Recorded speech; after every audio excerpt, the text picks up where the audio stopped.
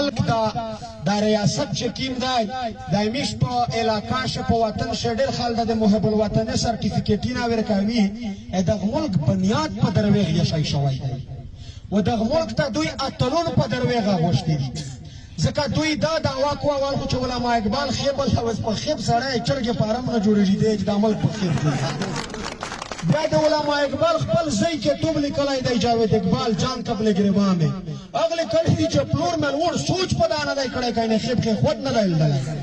راشد منحاس واقعیت دویم په کتابونه شه دوی لیکلی دي چې داسې پایلټ ومانه په جوس شه دوا کسونه وي د هغه کوشش کوي چې جوس خپل ملک ته ځنه وډاوي نو چې خو راشد منحاس په خوله پیځې د نشری مول یشای و هغه بیا کوشش وکړ جوس یې خپل ملک ته وروړو خو په ځکه ولګي د دوا سره په شمړه شو وس پښتنه دا چې په جوس شه دوا کسونه هغه دوا سره مړ د نشری مول نه د پاکستان چا خبر کړي راشد منحاس پاکې زیره نشری مول یشای یا یعنی چې میجر عزیز بچی په زړه راسه تپه غونډورای ولاګي و سړی چې پنسریچ کوړي باندې د وزړه ته اول نه راوکا سایه دی وخستا ته یې چې په زړه غونډورای ولاګي دا د شهادت کلمه وویله نامو ته ویل چې بیا چې دا چا شهادت کلمه اورېدله ا سړی یې توپه د غونډوري یې ترز یایو وخت څنګه ویل دا ملک دا سیستم څه دی دا ډېر خپلپیټی نظام دی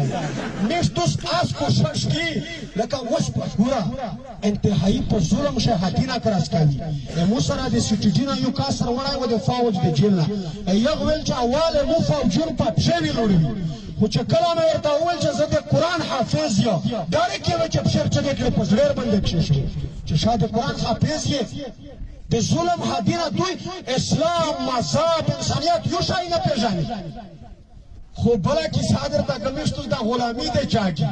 بې ادبي دا ډېره مافي مشروع په ګلیاور خلک نشته په جیل شه پښتونه متل ورته کړو چې وایه دی چېرې پرو دی چېرې ځي لاوړ به په موچګو و پرو به پنجابیونه تلله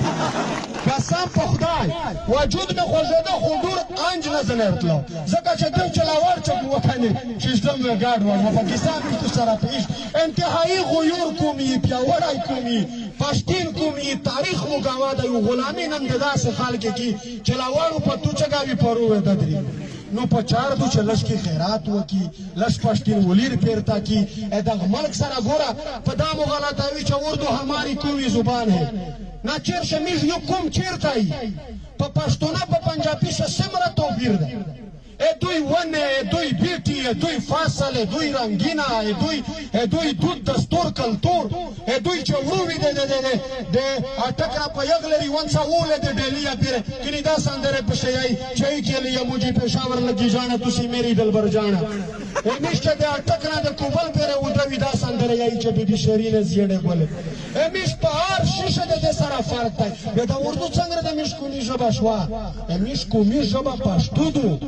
خو د تو نه یې پښتو په پښلوند کړی دی د تو دود دستور کلتور یې په پښلوند کړی دی د تو حاجي میرزعلی خان مولا پیونده پیروشان دا یې د تاریخ نه د نور کړی دي نن سبا د په ماشیله ول قتل